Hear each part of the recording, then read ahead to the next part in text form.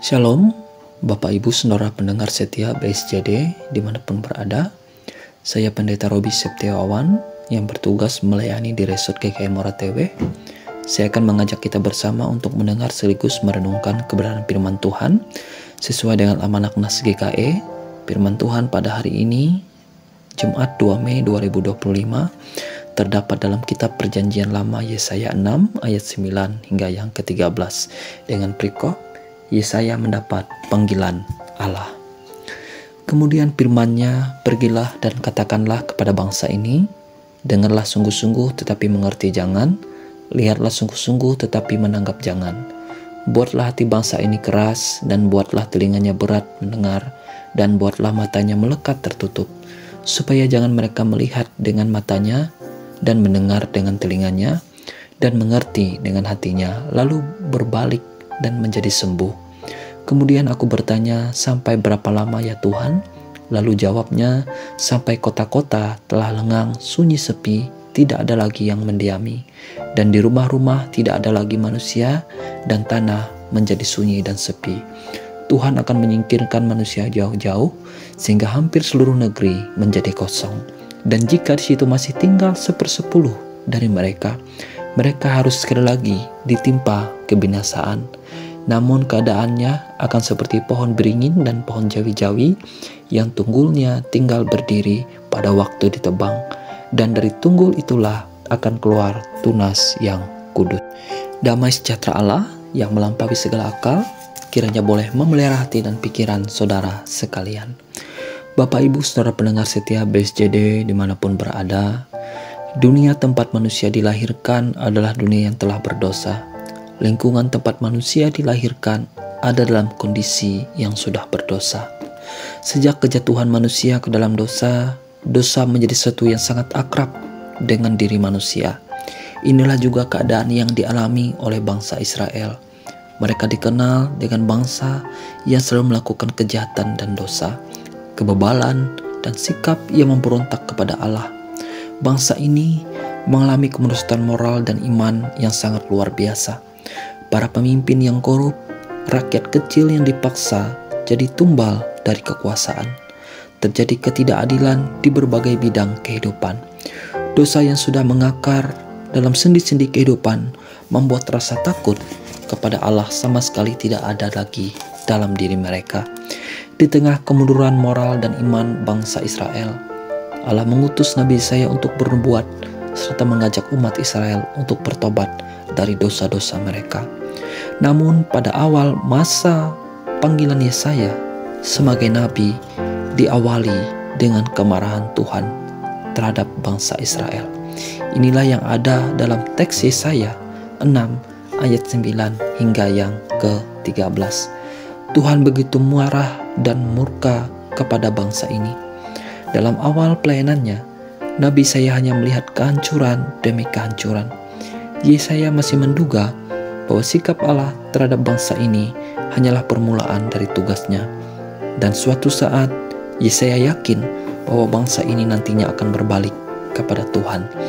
Namun, apa jawaban Tuhan? Nampaknya tidak menyenangkan untuk didengar. Itu memang harus tetap terjadi dalam kehidupan bangsa ini. Bangsa ini benar-benar akan habis, tak lebih nantinya hanya tertinggal tunggul saja. Karena dosa bangsa ini mengalami murka dan amarah Tuhan sampai-sampai akan ditimpakan kebinasaan. Bapak Ibu, saudara pendengar setia BSJD dimanapun berada, di zaman yang sudah maju dan berkembang pada sekarang ini, membuat sebagian besar orang bisa menganggap sepele kebiasaan-kebiasaan yang bisa menimbulkan dosa. Perbuatan dosa yang dianggap sepele di kemudian hari bisa memberikan ganjaran yang buruk dalam kehidupan. Inilah yang terjadi dalam kehidupan bangsa Israel. Murka dan kemarahan Allah akibat dosa dalam perjanjian lama berlaku dalam kehidupan manusia, baik secara pribadi ataupun juga dalam kehidupan bangsa-bangsa. Sodom dan Gomora serta kehancuran Niniwe adalah contoh dari kemurkaan Allah yang bisa berlaku dalam kehidupan manusia secara pribadi ataupun bangsa-bangsa. Kebinasaan yang menimpa bangsa Israel akibat mereka salah memahami kesabaran Allah. Mereka terlalu memandang rendah kesabaran, kemurahan, kekayaan, dan kelapangan hati Allah. Mereka gagal melihat itu dimaksudkan untuk membawa mereka pada pertobatan. Murka dan amarah Tuhan adalah sesuatu yang sangat menakutkan dan mengerikan. Meskipun demikian, murka dan amarah Tuhan selalu dilembutkan dengan belas dan kasih. Bapak, Ibu, saudara-saudara pendengar PSJD dimanapun berada, hari ini kita bersyukur motif firman Tuhan ini. Kita bersyukur bahwa kita masih bisa merasakan belas kasih Tuhan di dalam kehidupan kita. Walaupun kita mungkin penuh dengan dosa, kita penuh dengan salah, tapi Ia tidak pernah meninggalkan kita. Apapun keadaan kita, apapun kondisi kita, Ia selalu mencintai dan menyertai kita. Dan kabar baiknya bagi kita sebagai orang percaya, di dalam Roma 5 ayat yang ke-9, lebih-lebih kita sekarang telah dibenarkan oleh darah-Nya, kita pasti akan diselamatkan dari murka Allah.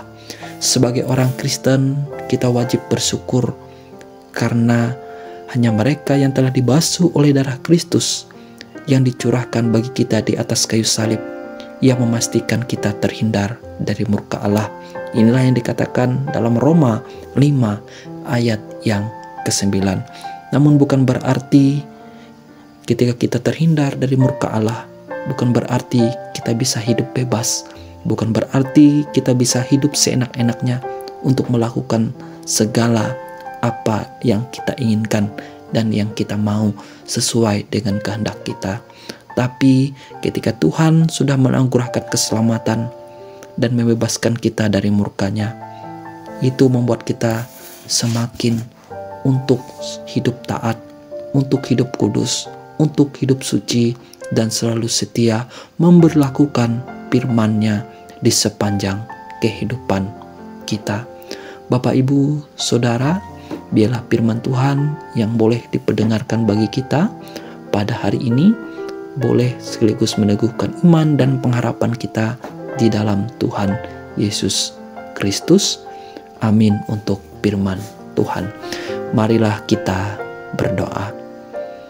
Tuhan, terima kasih atas firman-Mu yang telah Engkau perdengarkan bagi kami. Tuhan, firman-Mu berisi peringatan bagi kami, untuk kami selalu hidup di dalam ketaatan, hidup dalam kesetiaan untuk memberlakukan firman-Mu. Engkau mengingatkan kami untuk tidak hidup di dalam dosa. Engkau memperingatkan kami juga untuk selalu hidup di dalam kebenaran-Mu. Terima kasih atas firman-Mu yang telah Engkau nyatakan di dalam kehidupan kami. Bila itu boleh selalu meneguhkan iman dan pengharapan kami di dalam Tuhan. Di dalam Yesus Kristus kami sudah berdoa. Amin.